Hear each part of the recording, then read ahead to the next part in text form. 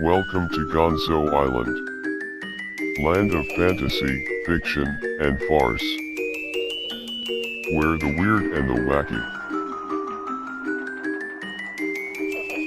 live in harmony and peace,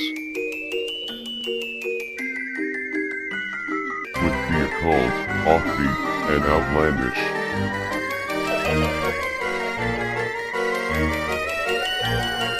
Where the laws of physics flip on their head. Where the abnormal becomes normal.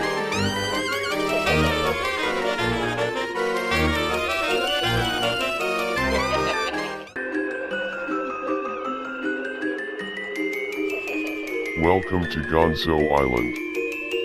Be prepared for everything because anything can happen.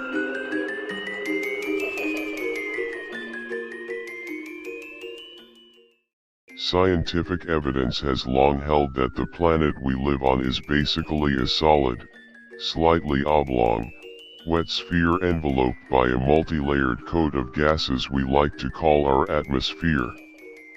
We are hurtling through the universe orbiting a gas giant we call the Sun, which, in turn, is orbiting a cluster of stars named the Milky Way. A small group of pseudoscientists have proffered that our planet is actually flat, not spherical. This concept is often ridiculed as the craziest possible cosmological interpretation out there. I beg to differ. The hollow Earth theory, first postulated by Edmund Halley in 1692, states that the Earth's center is basically hollow with two interior rings rotating at different speeds and separated by an atmosphere with a tiny core at its center. Each ring had its own magnetic pole. This, he concluded, would explain why compasses would occasionally act erratically.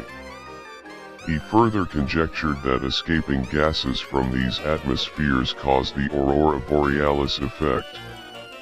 Though many cultures around the world spoke of similar concepts, Halley's was the first scientific approach in the modern era of cosmology.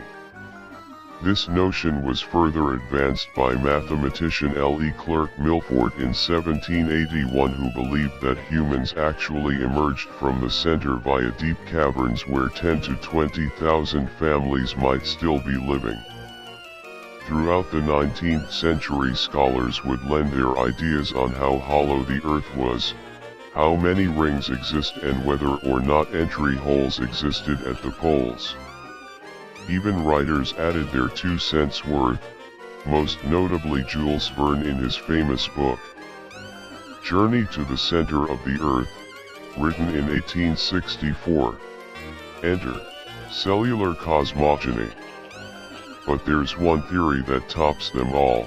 It suggests that not only is the Earth's center relatively hollow, but that we are actually living inside the Earth, and what we see in the sky is actually the interior of our planet, known as cellular cosmogony. It suggests that the Earth is no hollow on the inside with us on the outside, but that we are actually living on the inside of the planet, and that we are looking down towards the center when we gaze at the sun and stars. Also known as the concave, or convex, hollow Earth or sky-centrism hypothesis, this concept was first championed by physician Cyrus T. Reid in 1869.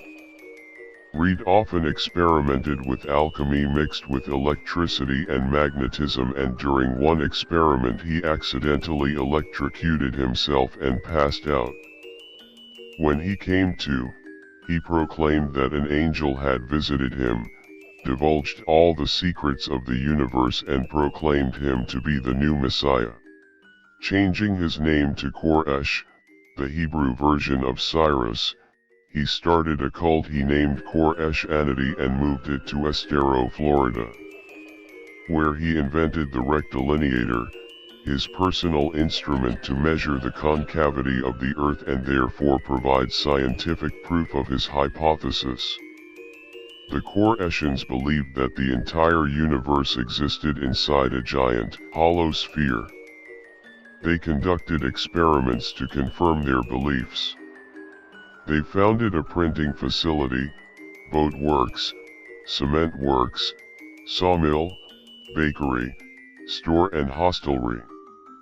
Dr. Teed passed away in 1908 at the age of 69. Membership to his religious group started to decline. In 1961, the last 4 members deeded 305 acres of their land to the state. All that remains are 11 historic structures that date from 1882 to 1920, and landscaped grounds that include unique ornamental exotic vegetation from around the world. The Khorasan Unity Settlement Historic District is on the National Register of Historic Places in the USA. It also shines brightly as a unique settlement on Gonzo Island. I hope you enjoyed your tour of Gonzo Island. You can now return to the land of the normal.